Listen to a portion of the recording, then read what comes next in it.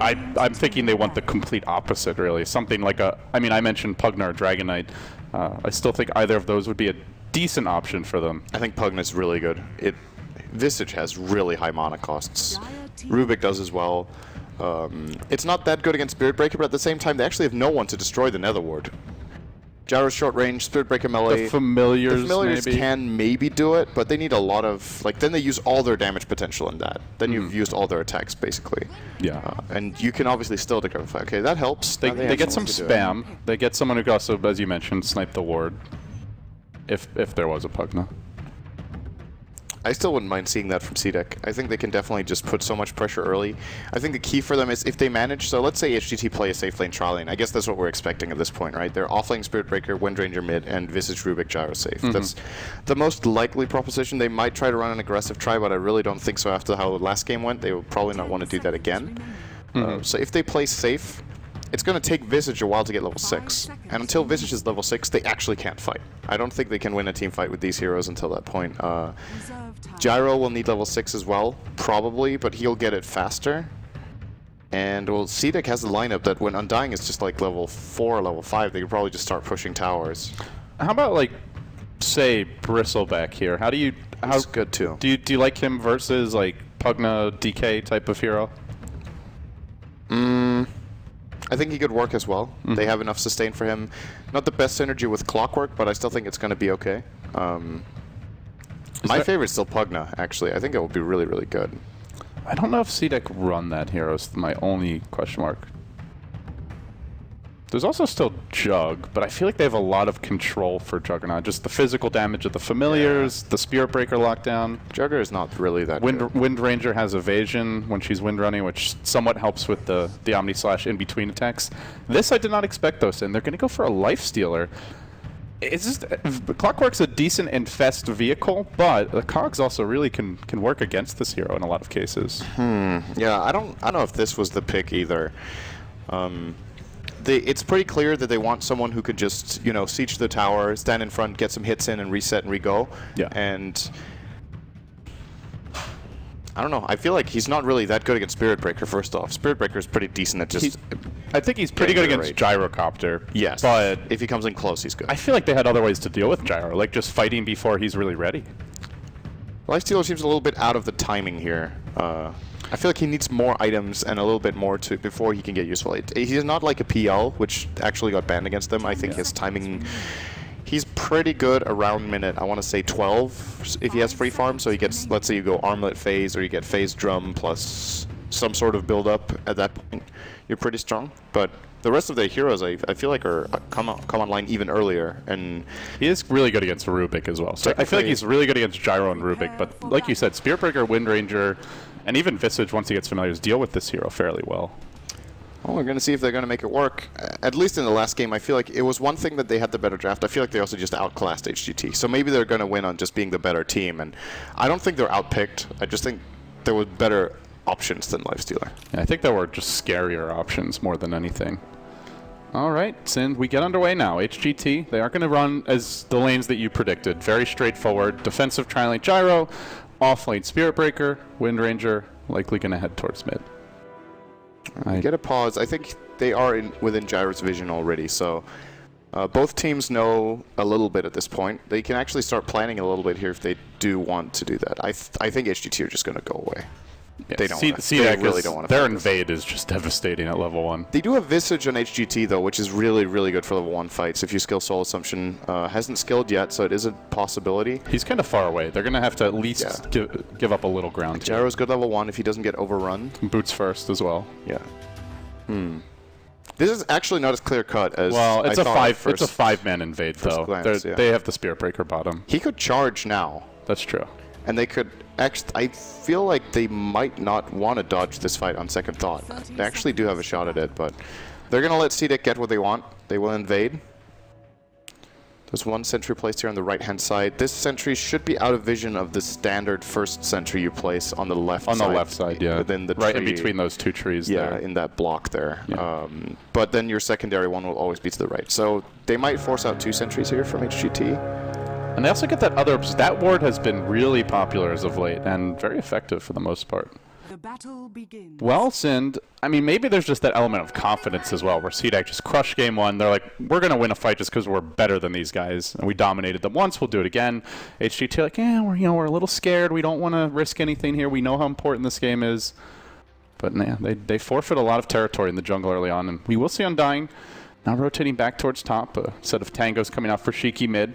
So the lanes will settle down. It's the Wind Ranger mid versus Viper, one of the better heroes, I would say, for dealing with Viper in general, especially in this curd patch. And I believe we didn't talk about this yet, but Lifestealer Undying is actually really an interesting lane setup, and they have a Witch Doctor to go with it. If you do manage to get Open Wounds off, this is going to spawn at least 2 or 3 zombies before Open Wounds expires. So actually a fairly strong lane. They still should not get overconfident in this lane. I think HGT can definitely deal with them. But Lifestealer is one of the few heroes that can actually go in on Gyro in the laning phase. So they have a way of engaging, and if that can secure them the Tombstone, then it's actually possible they can win that lane. If they win that lane, this is going to be, once again, a beatdown, I think. But look how big that Cogs mana burn is versus Spiritbreaker. Instantly, the whole mana pool basically gone. That means he can't necessarily apply pressure elsewhere, which could come into play here. To me, Clock wins this lane after... especially with a decent battery assault like that. The creep's going to die here. XTT going to take some... Oh, actually, no. Keeps on hitting him instead, so he'll take the damage that way. It gets a lot scarier when Clock reaches level 3, and especially level 5. Then he can really just... If Spiritbreaker gets like a lucky dash or two, though, it can quickly just knock him out of the Cogs. Yeah. There you go.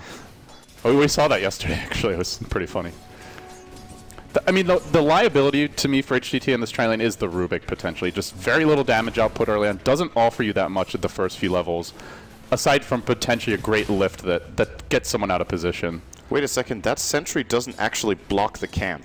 They placed it too far to the right. It's like slightly to the left. And HGT don't seem... They might not know. They don't seem aware that they can actually pull. I don't think they didn't... Did they buy sentries? I don't think they did.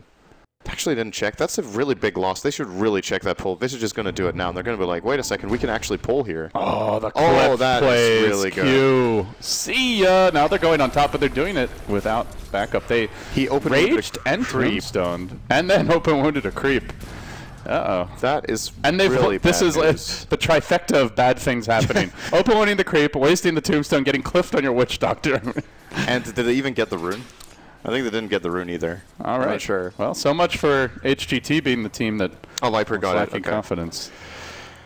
Well, that is not what CDEC needed for that trial. They are still getting mega out-farmed up there, though. We haven't really talked about that.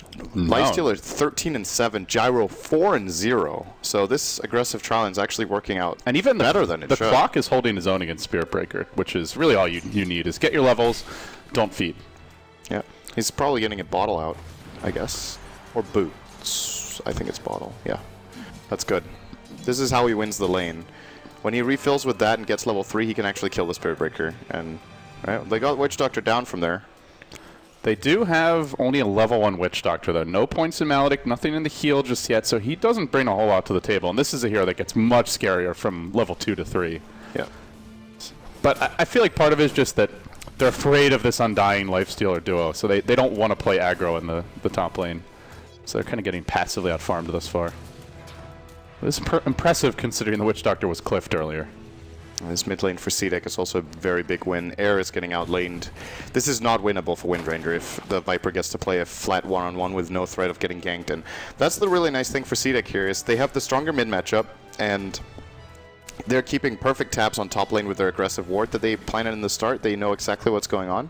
So Viper can play on the Wind Ranger's cliff, and that's when it's just impossible to deal with. She's doing okay. Oh, that Spiritbreaker has a haste rune. This could be interesting, potentially.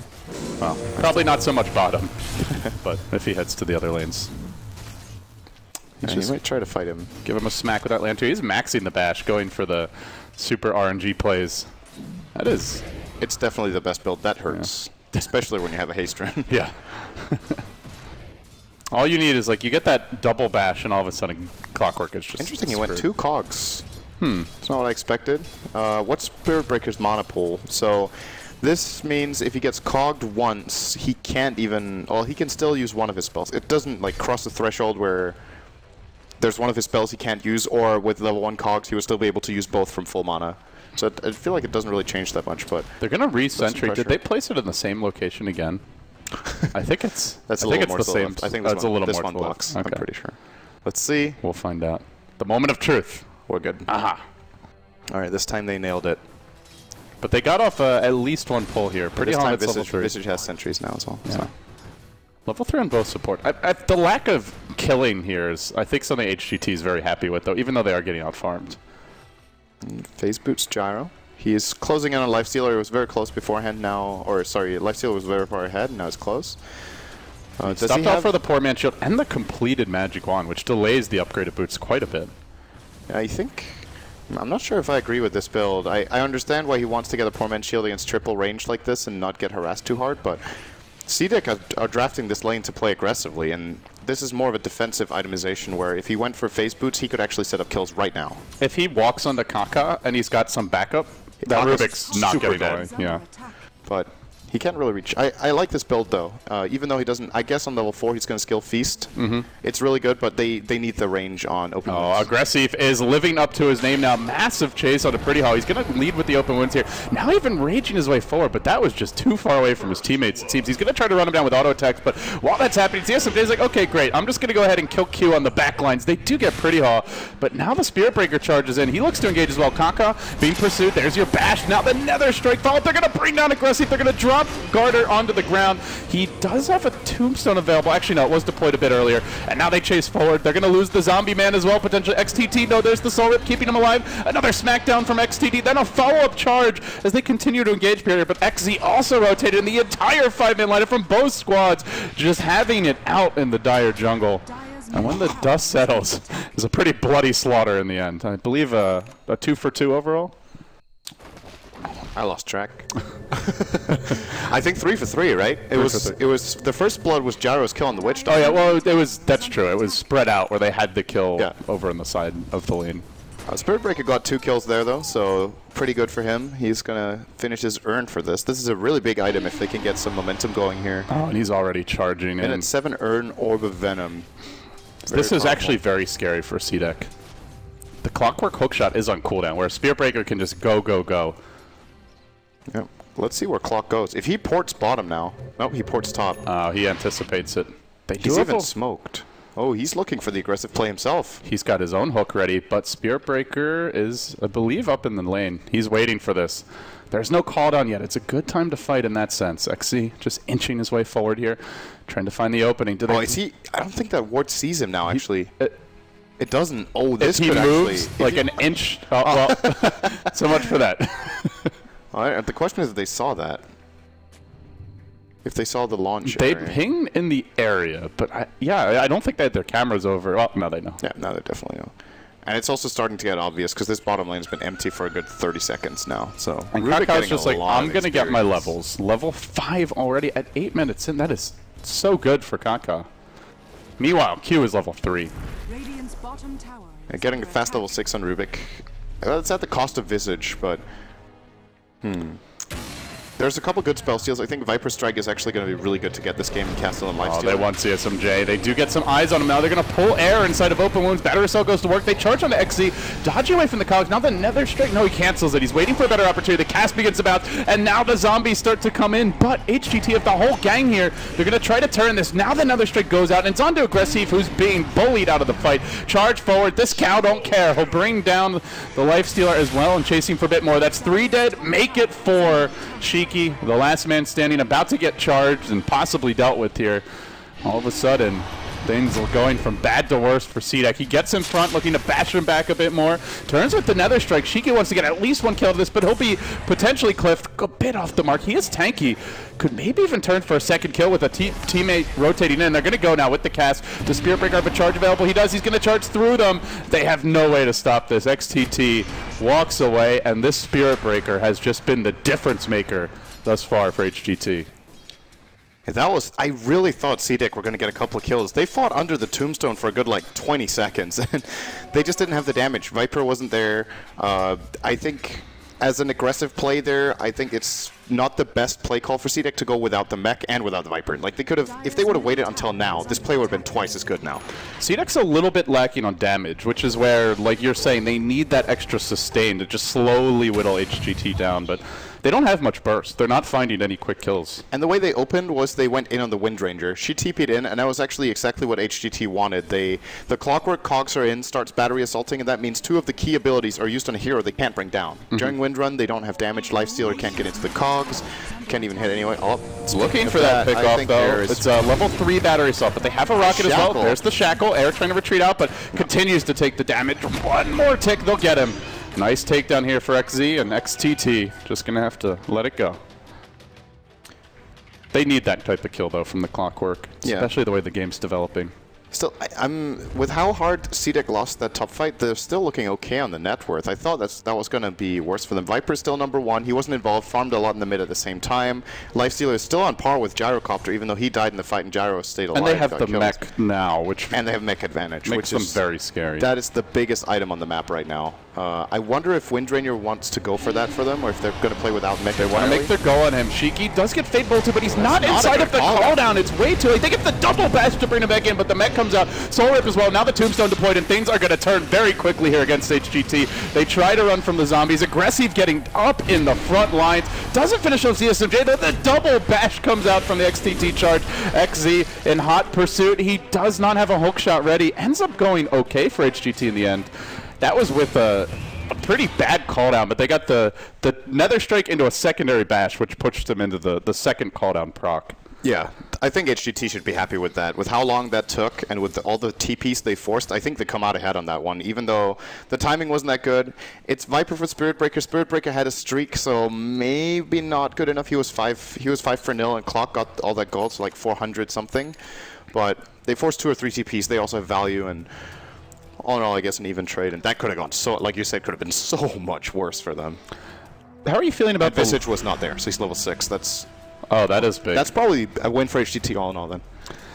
How are you feeling about the presence of the Lifestealer so far? This is not a hero we see all that often. I think there's one team in the China qualifier that likes to run it a lot, though who it is escaping me, but I remember seeing that in the stat stock we got. But do you feel like the Lifestealer is paying off so far? I feel like we haven't seen much out of the hero as of yet. Well, the pressure he put on the top lane just by being there and allowing their lane to win was pretty good. Oh no, Shiki, what are you doing, my friend? Calldown comes out. Again, a bad calldown, a complete airball. ZSMJ not delivering. I think he wasn't even ready for that lift to be a possibility. Yeah, that maybe not entirely on him, perhaps a bit of miscommunication, but they had the kill potential if that hits. But Lifestealer, well, he enabled their lane. I think a big part of why he hasn't seemed so impactful was his itemization. I think they could have really pressured that top lane a lot harder. If they go straight phase instead of straight phase and just go in. Yeah. But you understand they played a little more passively. Of course, a big loss for them is also that Witch Doctor gets cliffed and they lose like a minute there. That their sentry didn't block the camp, so ultimately the HGT do get pulls. I think there's multiple factors here that speak against it, but he's still farming more than the Jar. Like, even though that top lane did not go that smoothly, they're still leading. At some point, you got to figure stacks are going to come into play here for HGT, though. CDEC have yet to take a tower. The jungle's still pretty well protected.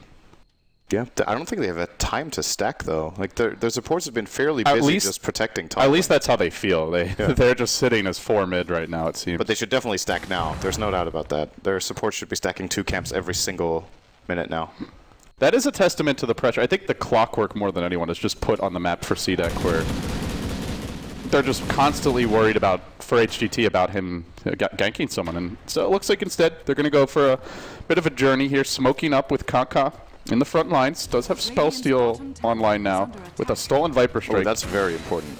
You mentioned this could be a big one. Rocket goes directly over their heads, and this causes HGT to get scared. They actually got nothing out of that smoke. The ward they have in there, they already placed earlier, right? The dire ward close to the tier 1, I believe so. Oh no, they just placed. No, they just okay. So they got a ward out. That's okay. If this ward ends up paying dividends later on. Shiki, the shackle. If that hits, they probably go. They may try anyway. Lift, drop them on back, but the mech comes out already. Tombstone deployed, somewhat baited out, but it's in a decent position to force this tower siege.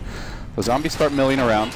Hook comes through. That's on 2 with the Lifestealer packing inside. XTT could be in danger, but the call down is countering this one quite nicely. XZ gets caught. Cass continues to bound. XTT also dropping low with the Maledict on him. May tick down here as Aggressive engages. The SMJ is forced to TP out. The fight gets a little scattered. Shiki now gets turned on with the Maledict on him. This time stolen by the Rubik, I believe. Oh no, that's not the Maledict actually. Fate Bolt. The Fate Bolt. But either way.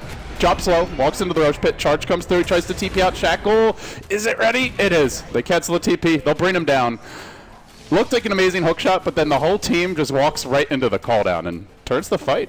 When the call down really matters, he didn't miss that one. that one was the word. That one, you have to be asleep at the wheel to miss, it feels like. That's really nice. They got 1,500 gold out of that. They held their tower. They killed the Viper and Clock. I think 2 of the cores. So Clock was actually pretty high. He was decently high in net worth. So these are very valuable kills.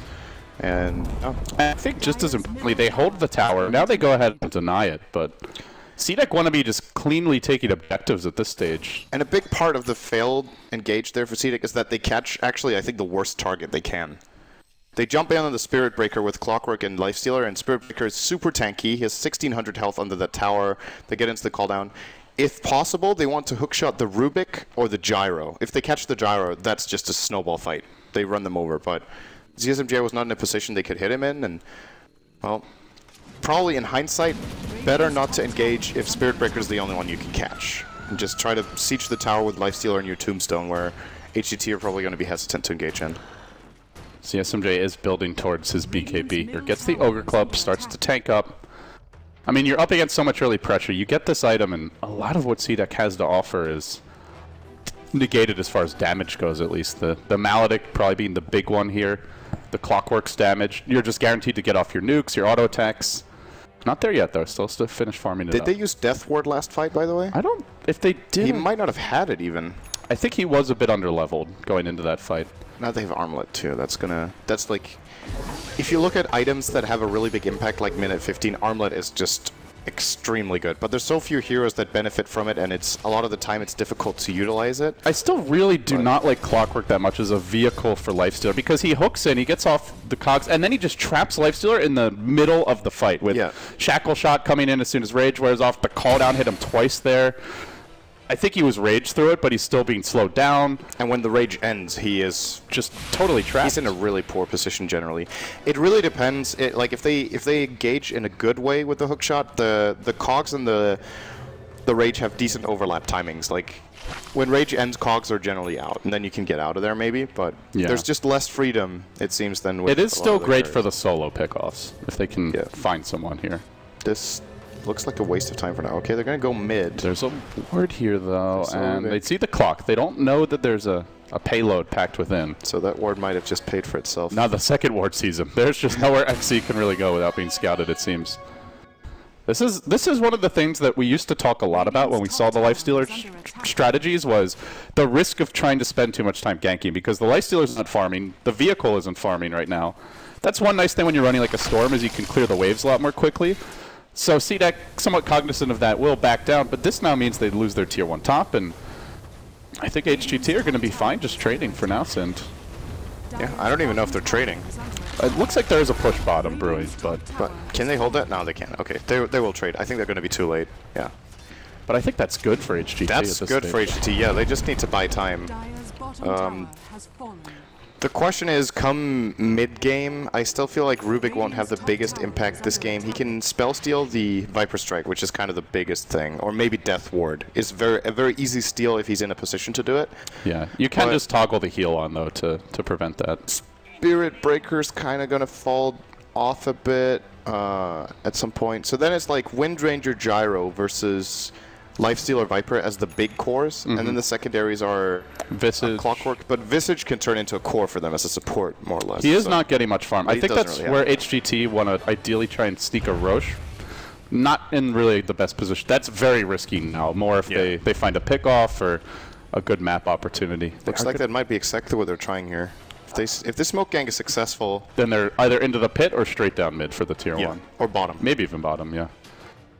I'm not finding anything yet. Looks like CDEC is really good at not getting smoked in these games. This is where this ward could pay off. They just saw some heroes. Now they see two in the lane mid, but That is not the duo you want to jump on. Let's go in on the tier 1 on Undying Viper.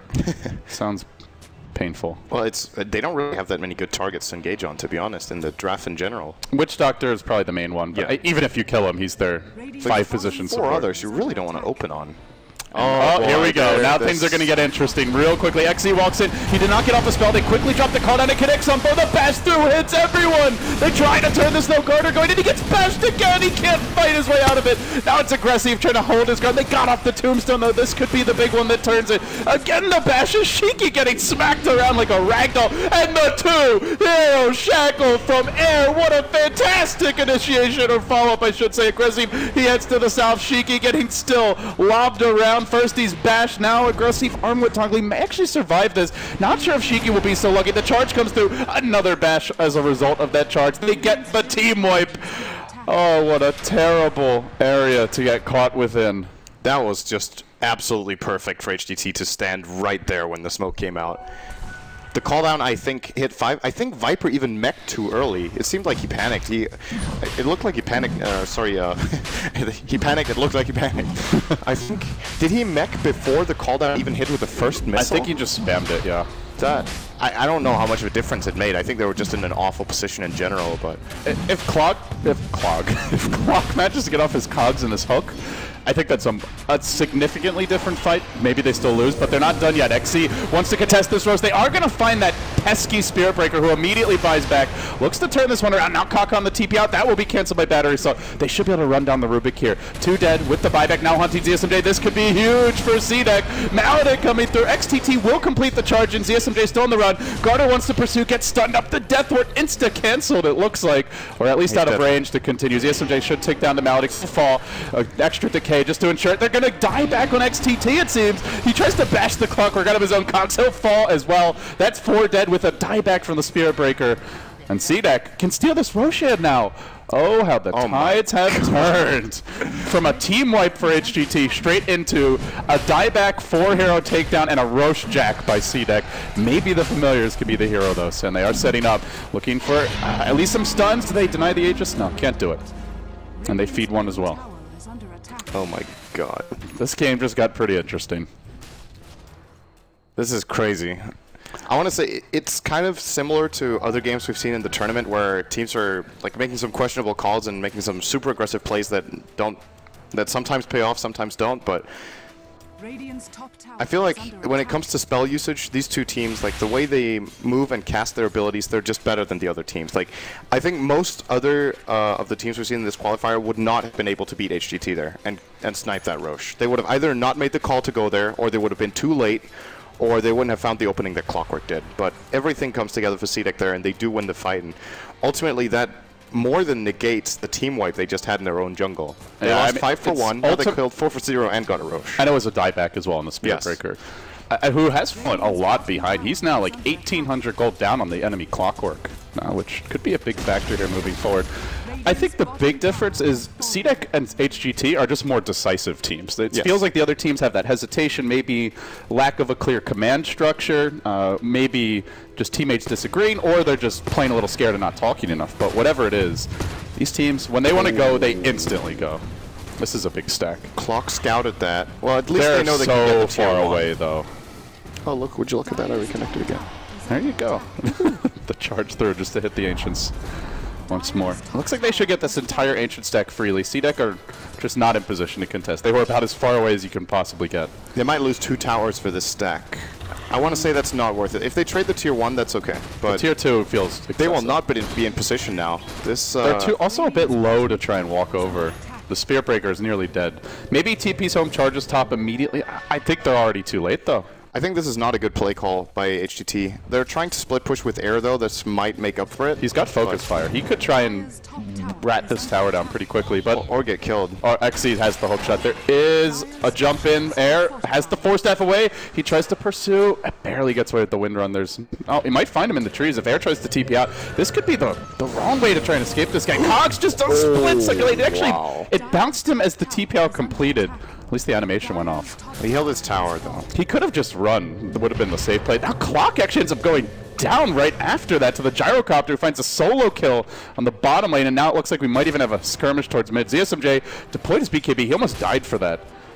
Okay, I guess we're going to see a zombie bomb here. This is like the corpse explosion zombies from Left 4 Dead. That's a play you don't expect. That all of a sudden Undying is carrying a boom. It's a boomer. That's what it is. That's what they're called. It's a boomer. Oh man, this is. When is Left 4 Dead 3 coming out? I have no idea. I've actually never played that game. I feel like we have the right to know, since we're casting for Valve here. Yeah. Half-Life 3 as well. Next time we'll put it in our contract as a stipulation. Dota 3. Yeah. When's Dota 3? When's Half-Life 3? When's Left 4 Dead 3? Game of threes. Oh, Shackle. Oh, that's a good one. It hits aggressive. Familiars are working on it, but he's rather taking... Oh my god, that magic damage coming out from the bash for the Spearbreaker, but now the Death Ward. Tombstone deployed. Calldowns here. Aggressive just goes in on the cow, trying to beat him down. Won't be able to kill him, but does force him back. They force staff. Well, they secure the tower with this. The zombies march out, wave after wave, and maybe they don't fully secure, but it seems like they have the confidence to just continue thwacking it down. This is the type of fight Witch Doctor is just so good at. Like all the spread damage that HGT put out there gets negated by the heal. And they're taking objectives. This seems like something CDEC are just good at. They're good at seeing opportunities, seizing them, and making sure they follow through entirely before they go back. And they've got every single tower bar the bottom tier 2. I don't think they want to push this for now. They're going to wait for BKB to be available again on Viper. They're going to wait for Tombstone, probably Death Ward as well, and then try to make the play. By the way, I think we might be seeing your favorite item. The Undying might be building towards a Vlad's here. I thought he was going to get Atos when you said that. For once, I wasn't being sarcastic. Yeah, it looks like it. Could also be a pipe build-up. I think it's definitely got its merits in this game. It's perhaps going to be too late, though, for a pipe. And Vlad's is really, really good against Gyro Flak Cannon. It's good against Focus Fire, the birds. Lots of physical here. HGT, I mean, the call down is their big source of magic damage, but after that, they don't have much.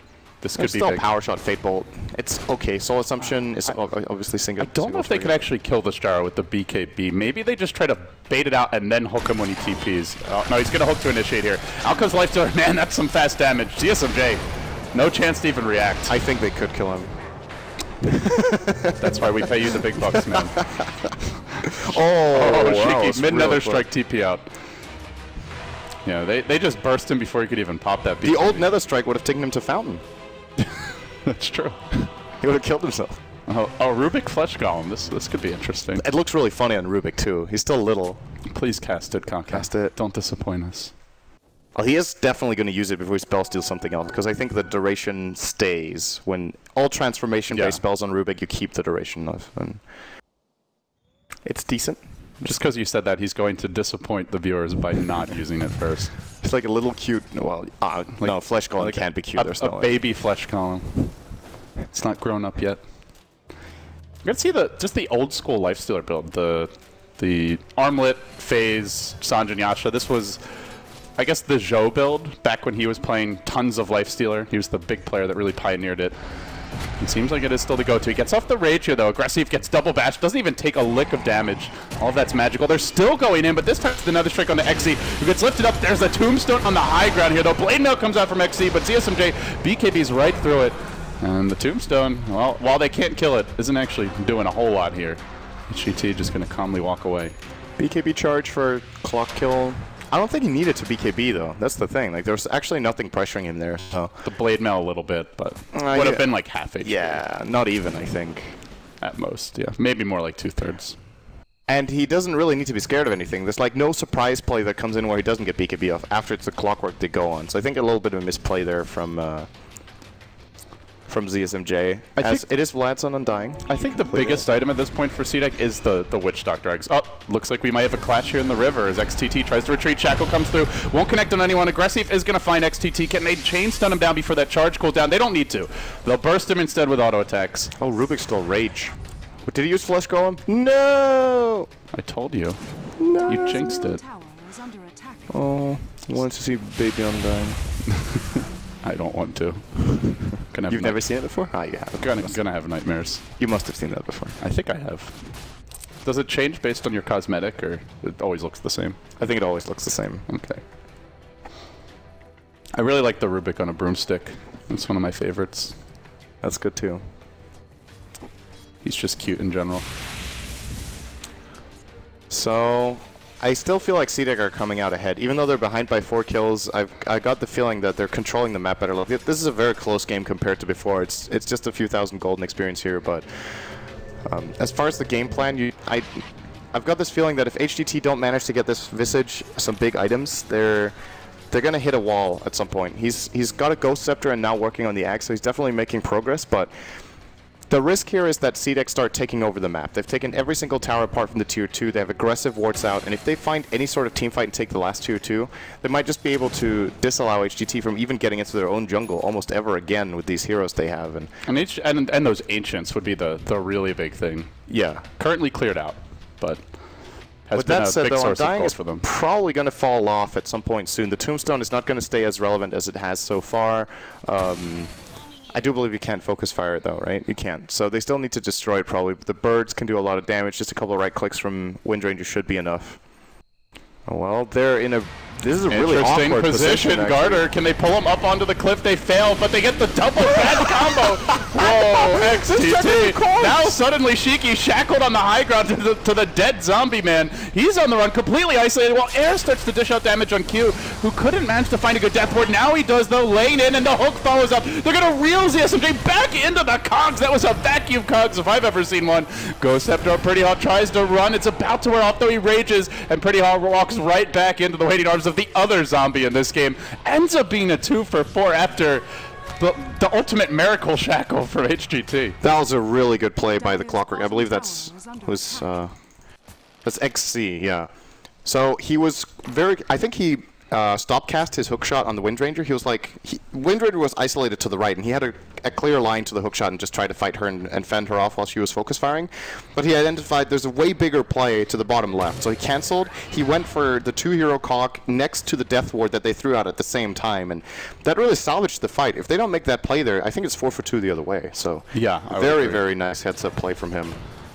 Well, Clockwork pretty much has eggs. He's got point booster gold, just needs about another 400 to complete the whole thing.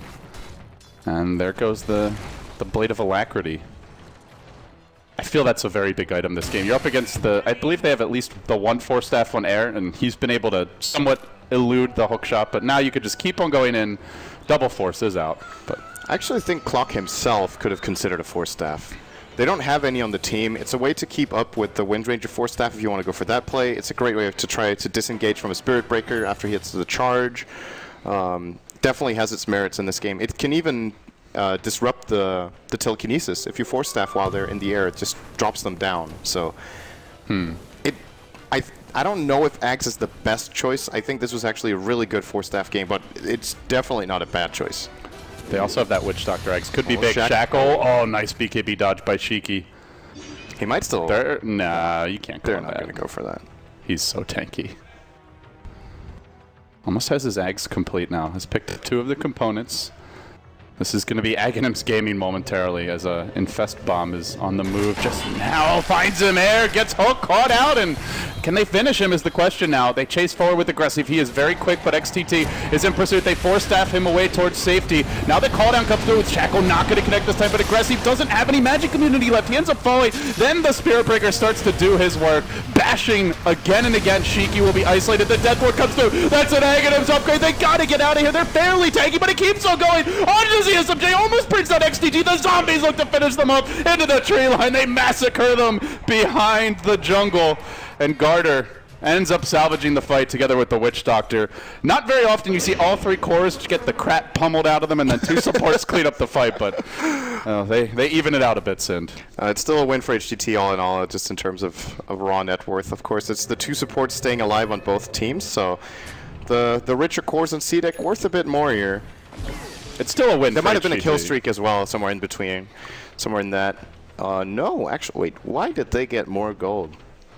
It looks like the CDEC kills were actually worth more gold from the chat log. Well, I think just because they're behind. Yeah, but they aren't really that far behind, right? They were behind by just a few thousand. Oh, yeah, I don't know. I don't know. Well, they got more valuable kills, regardless.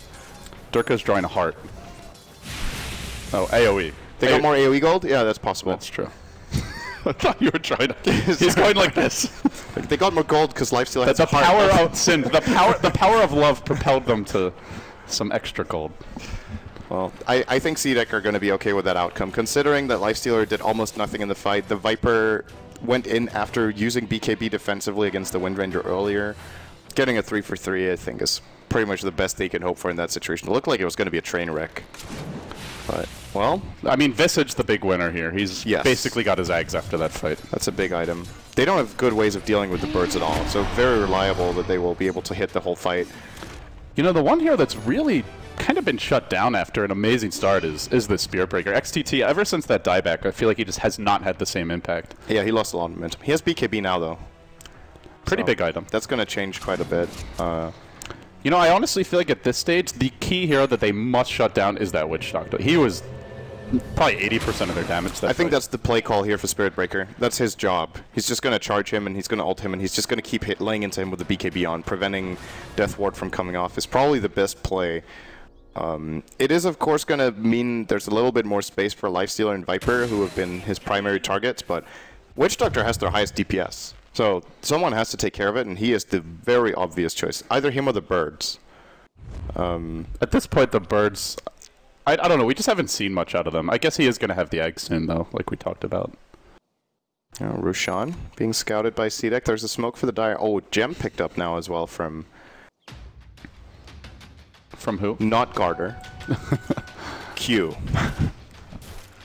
Just jumping I still don't know these player names too well. Sorry. Uh-oh. They're working a Roshan. Rocket comes in. It scouts it out. But can HGT do it in time? They do have the medallion working for them. And CDEC are going for the long wraparound. This seems like it won't get there in time. Slowly moseying towards the pit. Clock is ready to go, but they're looking to body block a potential hookshot. He is invis for now. The rocket comes out. He's too late to engage. Zeke hooks in anyway. He says, I don't care, man. I'm going to take you down air. He drives XTT and air back, but gets shackled to the trees. Kept out. And now the Death Ward begins. Can they stop this thing in time? It's still going. Actually, they do, man. Okay, so with the familiar stuns, very well done. And suddenly XZ isolated, brought down. They fight in the pit. Pretty Haw. Ghost Scepter for now nearly did the stolen tombstone. Tick down. Oh, they kill off the stolen tombstone, and the real zombies start marching out. They're in pursuit here. A long you left for dead, you were saying? What is this? Doesn't really matter. They just want the familiars. Does that actually work? I don't know. I guess they do a third of damage. Yeah, it probably takes a while. Well, that was the weirdest thing. That was just clowny. They were making a pilgrimage. To their final resting place. They kept the Aegis though, right? That was in ZSMJ, so it's a 2-for-1. They lose the Roche to HGT. I think HGT probably coming out ahead on this one. The Clockwork's hookshot looked really suicidal, but actually created a hell of a lot of space. He isolated 2 heroes off to the side. One of them, he gets shackled to the tree, so Shackle Shell is on cooldown. He runs down, I think it was Spirit Breaker, Windranger, and gets help from the Rubik even. And then it's just a 4-on-2 in the pit. You know, Sin, one thing I think worth mentioning is Solar Crest is such a big item this game. Familiars cannot get MKB. They don't have True Strike. Yep. So they're very much negated by this. The Vlad's is going to help out a lot as well. Even the Gyrocopter, it's like, sure, he can go MKB, but he's also maybe thinking, I want a Butterfly for this Assault, Cuirass, Lifestealer, and the Viper to slow and kite him. And the Witch Doctor ult. That's a good point. I think, how is it, can you dodge the bounces? So you can dodge like every instance of the ult, basically. Well, I believe you can dodge one, but not the other. So you're saying you can dodge the direct impact, but not the bounce, or what do you mean? I'm not sure which way it works, but I believe you can dodge one, but not the other. Then you can then it's definitely the direct impact you could dodge. I think the bounce is also.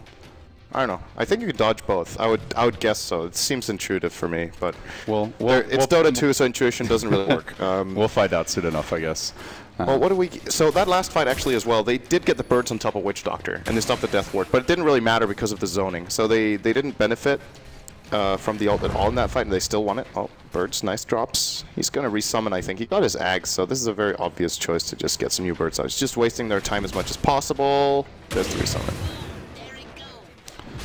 CDEC, I guess at this point you're looking towards your Lifestealer MKB potentially, the Abyssal Blade. At that point he's pretty much peaked out as far as what he can do. Still a bit of room to grow here on the Witch Doctor. Can look towards, say, a BKB to follow up the Aghanim Scepter. I think Abyssal on Lifestealer is really, really good. Oh, they are going to make a go here, and ZSOJ gets slowed down off the bat. He has the Aegis. He's a bit out of position, but gets forced staff to a better one by Kaka. Will help keep him safe. They steal the Viper Strike. Pretty nice.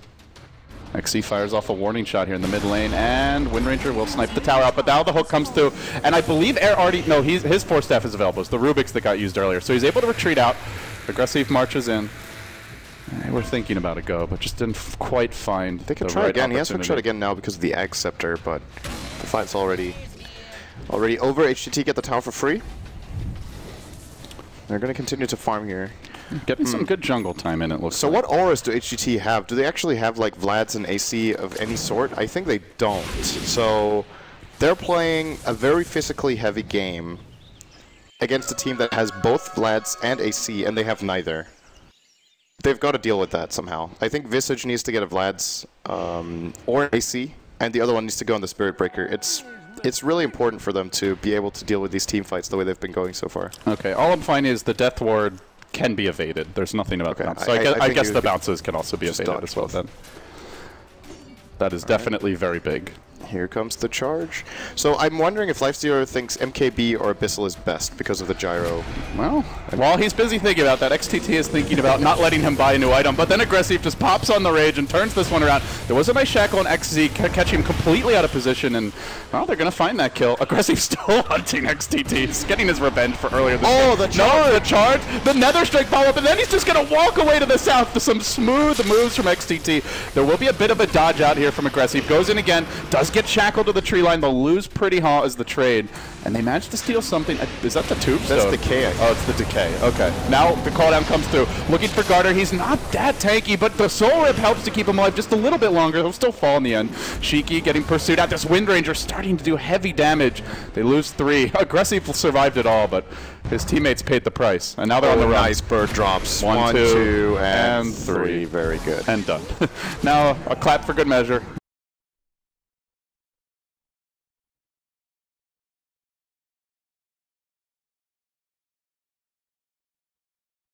Was just dramatically built up. 3,400 gold. Can get that next damage item soon. I think she needs a physical one. Just maybe a Daedalus against that Viper just to really lay into it. Could also consider BKB. I don't know if that's the right choice. Or MKB against the Solar Crest you talked about is also an item here. But, well, they got a tier 2. They might actually even get a tier 3. There's no buybacks on the Radiant. 15 seconds. Glyph has already been used, and the tower will take serious damage. Air is doing the work from the low ground. But the Lifestealer will scare him back. Rages, just smacks them a couple of times, the familiars. They will retreat out. Now XTT going to TP away. And everybody will back off. So what's very important about that fight that happened top was that they flat out just got outnumbered. Lifestealer got charged. There was no backup apart from Clockwork, who didn't even get a single spell off because of the shackle shot, and the reinforcements came in too late. I still think in any organized 5-on-5, CDEC lineup is way, way stronger right now. Gyro's next damage item could turn the tides if he manages to get an MKB. But then it's about whether Lifestealer does the same. That's why I feel like Abyssal is a really good item on the hero, but maybe MKB is more valuable because Gyro is really the target. And that is definitely your last 2 items. You want Abyssal and MKB. It's just more, what order do you want to go for them in? You're also up against Wind Ranger, so it's a double the reason to get the MKB. I guess at some point you want to sell the Armlet and get something else too. Yeah. So I guess he has 3 slots. He probably wants to keep SNY. I think Lifestealer, one of the very few heroes that SNY is actually, in some cases, still a best item one in of the your slot 6 slot in late items, game. Yeah. Really needs the mobility and benefits quite a bit from the MAME when Open Wounds is out. CDEC are on the hunt here. They're trying to move into position. Shiki's down in the river, and they're going to find someone. It's Air off the start. Hook under ZSMJ, though. This could be the bigger hook. He gets pushed back by the Cogs. He does BKB, but Lifestealer's just smacking him down. The Death Ward's going strong. Bouncing to Pretty Hard, doing heavy damage to him. They already got the gyro kill off the bat, who's immediately going to buy back, return to the fight. Aggressive, being focused, but not dropping very quickly. Shackle comes through, won't connect. Air is quite low on life. He infests and tries to retreat out. For now, he's just trapped in a creep off on the backside of the engagement. His Q gets pursued out. That's going to be the 3rd man down. And this dire creep is dangerously close to being hit by a Radiant creep. That's a big wave. He's going to have to pop out. Aggressive on the run. Instant lift into a missile. Drop back down. He tries to rage a run, but bashed day upon night, and eventually will fall. 4 dead again. And that was getting the gyro right off the bat. Yep. Buyback from gyro, though. That is pretty big.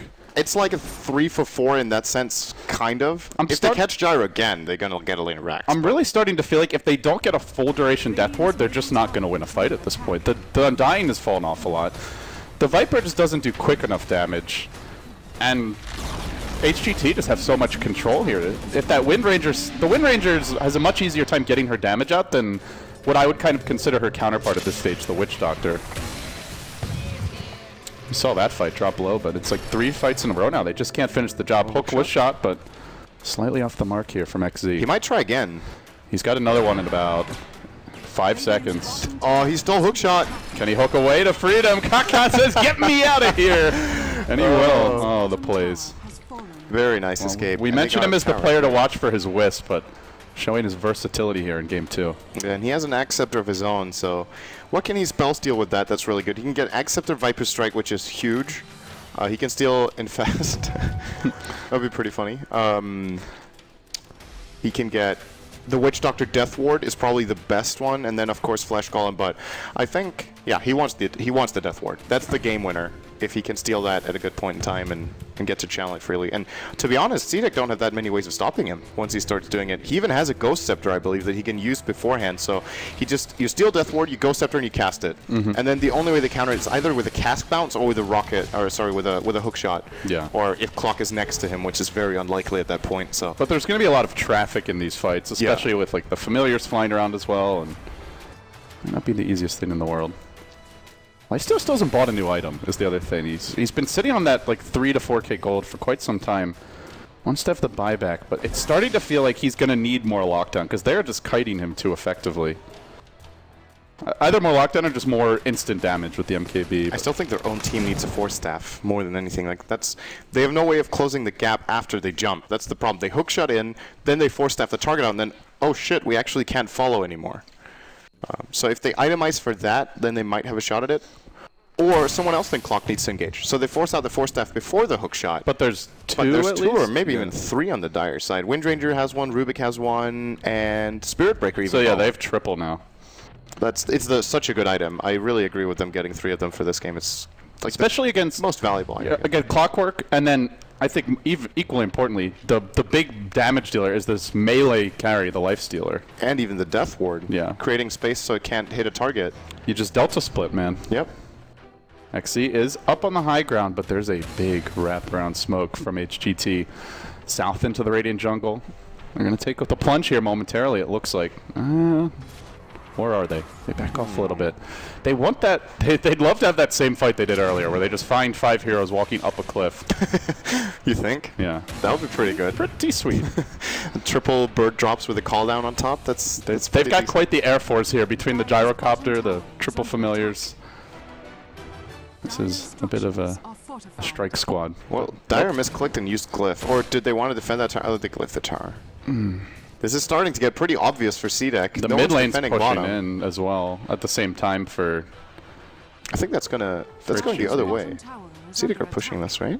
Oh, the next wave. The next wave's gone. It's about even, I guess. It's pretty even. The waves are getting pretty big at this stage of the game. This is such a standoff. It's actually really important. But now I believe CDEC saw at least one of those movements around the tree line here. Found a Centaur. All right, guys, engage! Not ready yet. So smoke wasted for HGT, more or less. CDEC. But they can use the familiars to pressure the lanes, and they're going to kind of force CDEC's hand here, it looks like. Roche is up, as you mentioned, and... All right, we got the Centaur! Just kidding. Even that, they're denied. He dominated a new creep, right? Which one did he get? Did he get a wolf? He didn't. I think he took a big... It was one of the big camp creeps. It was a wildkin. It's still decent. That's the armor aura. Yeah. What's the AoE on that 900 radius? That's actually really good in this game. It's like... More importantly, there's the salt in the wound of not even allowing a Clockwork hookshot to steal a neutral. Well, the split push does wear off a bit here. It looks like they resummon the familiars. Pretty hell backing off with his team.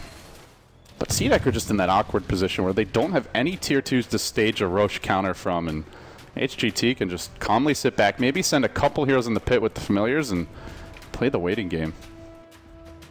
And Windranger is getting a Hex now. She's getting out of control, honestly. Her net worth is right there with the enemy Lifestealer. And with that Hex, she can just destroy anyone, basically.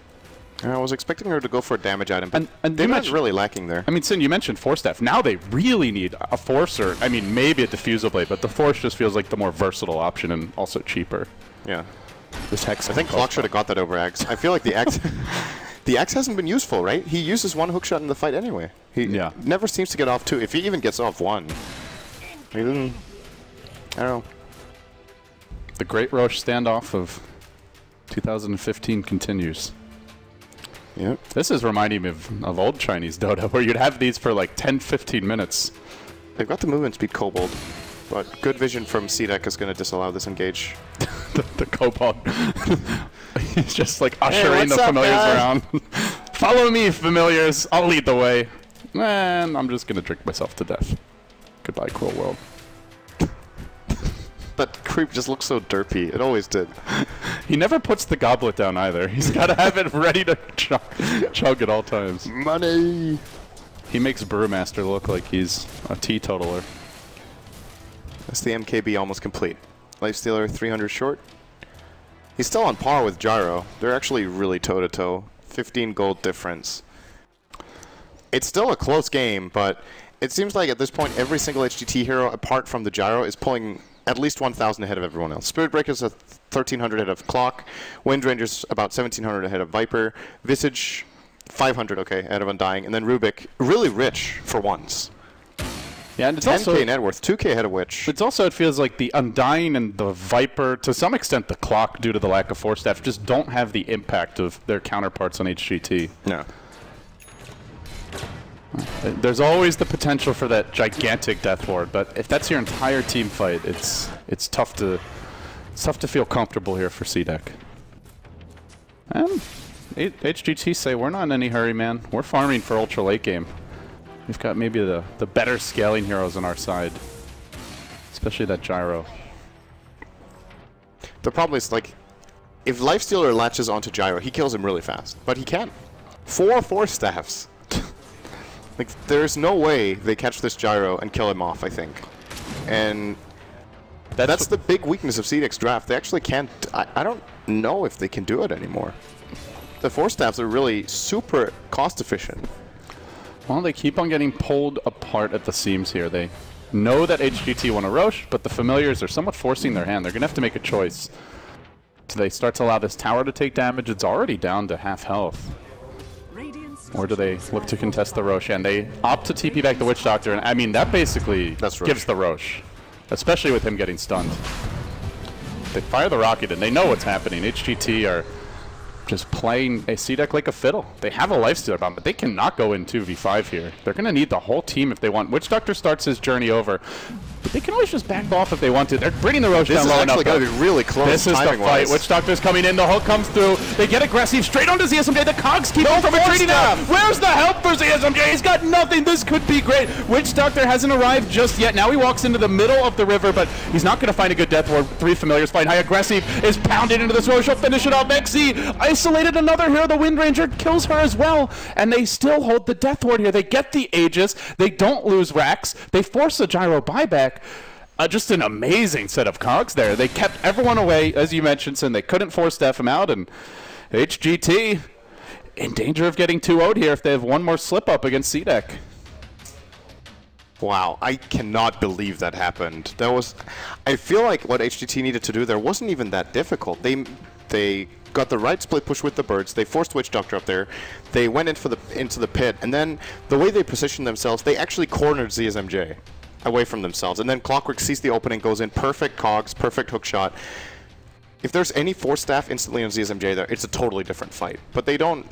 Like, how did... I wonder how they were split there. It looked like...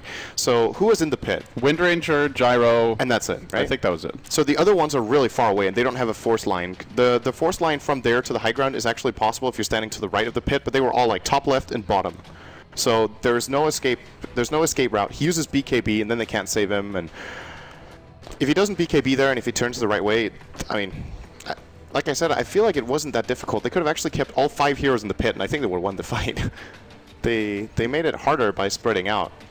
Yeah, I mean, if you walk into CDEC at that point, I guess the only risk would be if everyone got somehow cornered away from the Witch Doctor and he gets off the Death Ward, but he wasn't there when the fight started, That's why they can. That's why they could have gone in there with all 5 heroes with confidence and just finished it off. If they check the timing on the movement, they should be able to get it before he comes. Or if the Radiant engages before Witch Doctor is there, they will be able to kill 2 or 3 heroes before he gets there, and then they can probably still take it even with a Death Ward coming out. Like any sort of disable would stop him. A charge, lift, Burge, Shackle Shot, whatever. Like they have lots of solutions. And they even have triple Ghost Scepter, so they could have also just used that against the Death Ward. Like they have everything they need. Just that one thing couldn't happen, and it happened. Well, sometimes it's better to... It's better to just roll the dice. Like, this is, again, I think CDEC did the right choice. What they had to do. They did the right thing. Some teams would have said, we don't have Witch Doctor here. We don't want to risk it. But they just said, we lose if we give up the Sages. We must go. And they walk away with, you know, everything coming up flush. Aegis Cheese and the win in the fight. And they force out the Gyro buyback. And with that, the next item is delayed. They might even be able to threaten a GG here out of HGT. There's not going to be... that next item, probably the Satanic, anytime soon. This is big. And after a big fight, what better than a nice relaxing pause to calm us down and drain out that excessive emotion. What are we doing?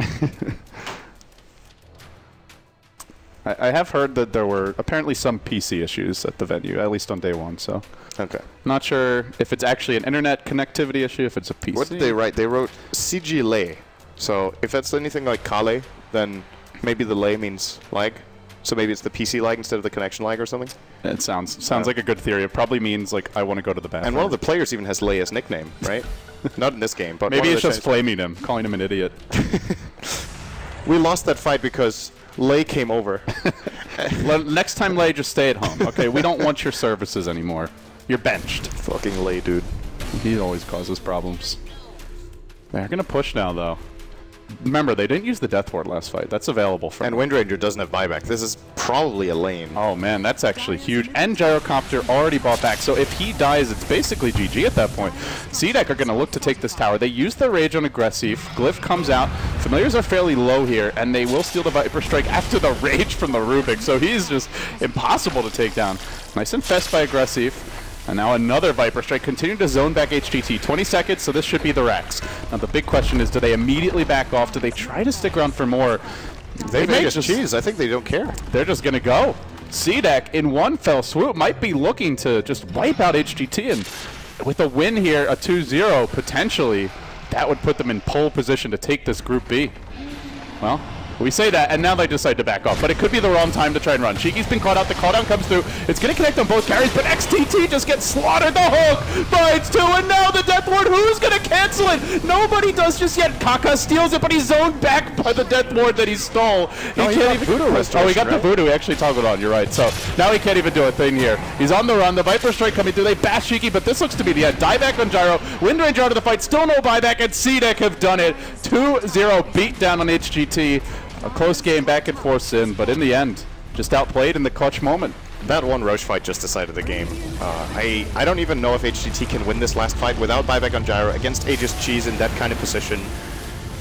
I understand that they felt the immediacy of having to go there, but... I mean, if they don't try to go there, they're probably going inside their own base, which I guess would have been better. I think the reason they tried to go was, I think Rage was down. They managed to, like, the fight was a little bit split. Viper and Lifestealer were top, and the others were a little bit further to the south. But ultimately, that just sets up for the